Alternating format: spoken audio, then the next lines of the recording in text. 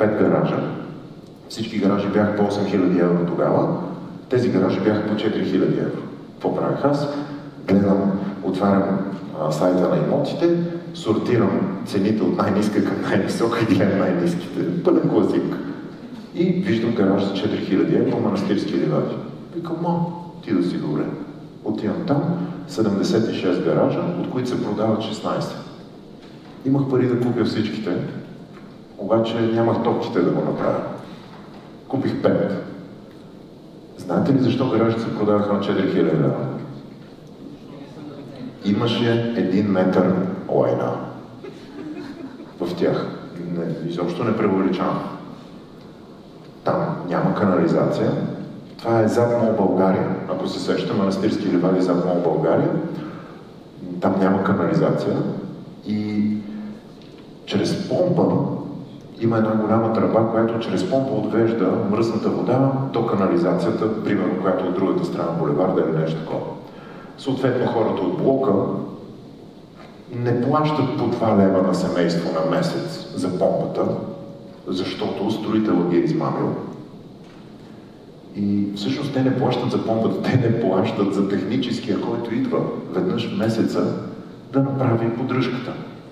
И те не му плащат тези 2 лева, примерно 1000 лева на месец, те не му ги плащат и той не идва. И машина за 1 милион лева се прецаква. Защото остава без вода вътре в нея, защото той не е натиснал едно копче. Не знам дали знаете тази поговорка от Бенджамин Франклин. Изгубило се пирончето на подковата, оттам се изгубило подковата, оттам се изгубил коня, оттам се изгубил ездача. И по този начин, отдолу, подземните гаражи, защото това са подземни гаражи, се наводняват с фекални води. Казвам на български – лайна. Казвам на моето село – лайна. И брокера ми обяснява, поначало това е много перспективен имот, трябва да те предупредя обаче за едно нещо. И аз викам, какво? Абстрахирай се от това, което ще видиш. Викам, добре, абстрахирай се от това, което ще помиришиш. Това ще се оправи, аз съм сигурен. Ние приближаваме блока, то мерише на лайна, ние още не виждаме блока и вече аз рева. Викам, какво става тук в този квартал и той от нас е. И аз се да гледам, викам, не от мене, не знам. Ти слон ли си, какво си? И съответно отиваме на там, цялото, ние няма как да влезнем вътре. Как влизаш вътре? С кану. Ако се обърне. И аз го гледам, викам, какво е това? И той вика, брат, двойно по-евтина цена, какво очакваш?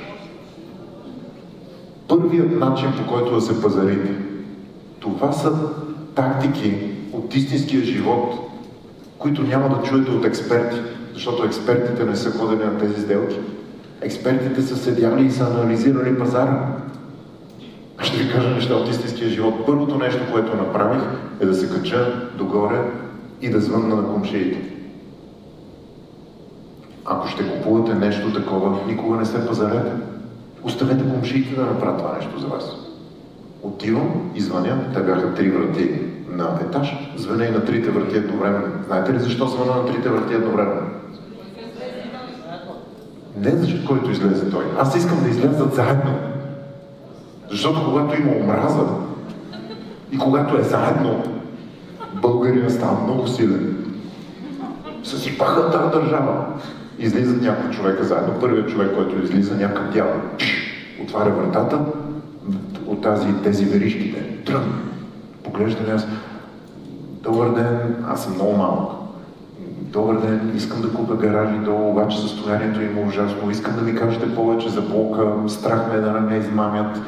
Строителя не ми се струва читав човек. Туш! Затваря ми вратата.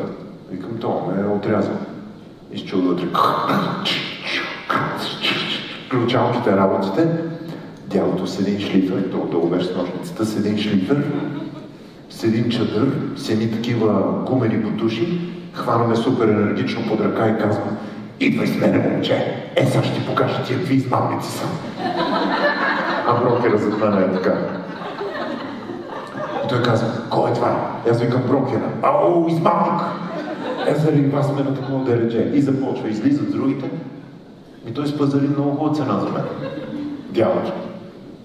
Той направо го размаза, брокер. Той го размаза. Аз седях отстрани, аз се смея през цялото време. Той го размаза. Виж бе, какво е това? Какво е това? И той седи в екално и води. Това за лайна, бе, виж бе. Как това хубаво момче тук си го довел в тия лайна да му казваш, че има перспектива. Няма никаква перспектива тук. Строителен измамник. Дължи пари. Обрани до шушка. Всичко ми взе. Брутално. Най-хубавите преговори на света. Това, между другото, го използваме до ден днешен. До ден днешен, когато ходим някъде да взимаме апартаменти, винаги звъним на комшиите. Комшиите ще ви кажат всичко. Поставете се на тяхно място. Ако вие живеете в този блок и ако ви звънне на вратата човек и каже: здравейте, много се извинявам, че ви отнемам от времето, много искам да купя апартамент в този блок, можете ли да ми кажете какво става в блока? Вие какво ще направите? Колко от вас, бъдете честни, тук наистина бъдете честни, колко от вас наистина ще му кажете нещата такива, каквито са? Ето това е хубавото нещо. Когато излезат обаче и други комшии, ще натъртите на негативното. Повярвайте. Това е черта на българина, която ние трябва да използваме. Някои хора казват, защо българин е толкова негативен? Не, използвайте го. Така и така е негативен. Използвайте го.